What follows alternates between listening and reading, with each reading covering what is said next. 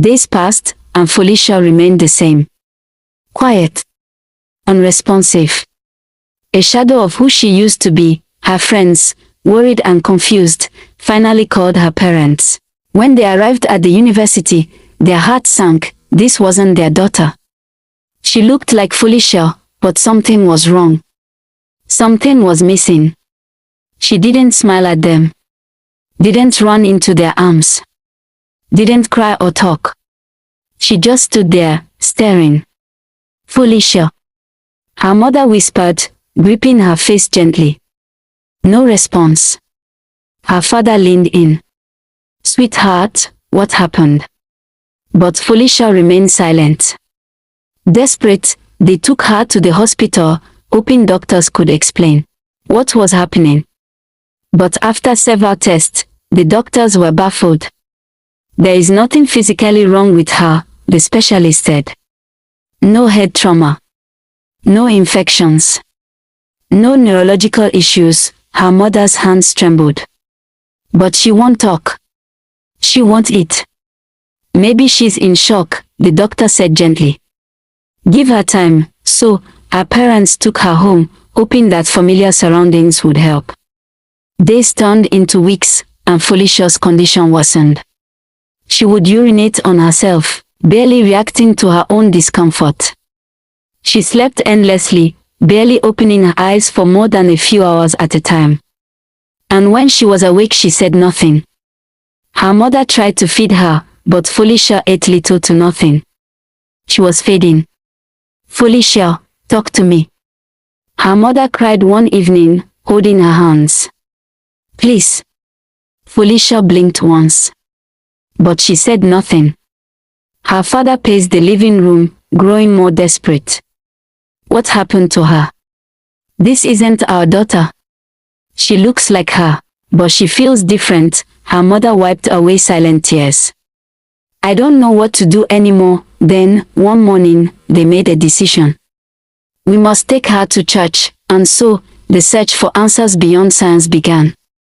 Felicia's parents brought her to a well-known prophet, a man who had guided many families through spiritual battles before. The moment they entered the church, the man stiffened. He watched Felicia carefully, scanning her blank expression. Then, he whispered something, under his breath. This child, he murmured, narrowing his eyes. Her mother leaned forward, desperate. Please, prophet. Help our daughter, he exhaled. Something has touched her soul. Her mother gasped, while her father grabbed her hand tightly. What do you mean? Her father asked, his voice sharp. The prophet studied Felicia again. She has been somewhere. Somewhere she was never supposed to be. A chill spread through the room. Felicia blinked slowly, her expression unchanged. But her mother knew. Something unnatural had happened to her child. The church was silent, the air thick with an unspoken force. Felicia's parents stood beside her, their hands trembling as the prophet stepped forward. He studied her, his gaze deep, searching. Then, he raised his voice.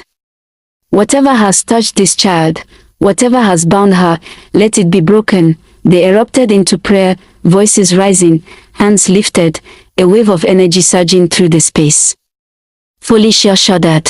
Her mother gasped. Her daughter, who had barely reacted for weeks, suddenly trembled, then she screamed.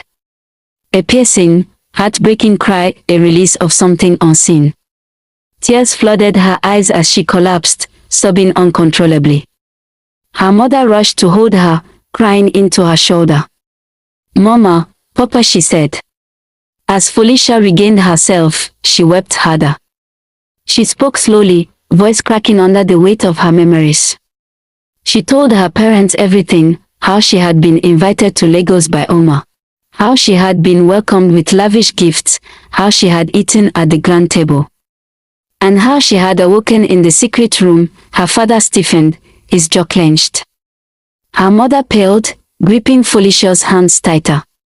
This was never just a trip, she whispered. Something evil had tried to take their daughter. Her parents didn't need to ask more questions. They knew that whatever had happened in Lagos, their child had barely escaped it. Oma, Felicia murmured, shaking her head. She wasn't the person I thought she was.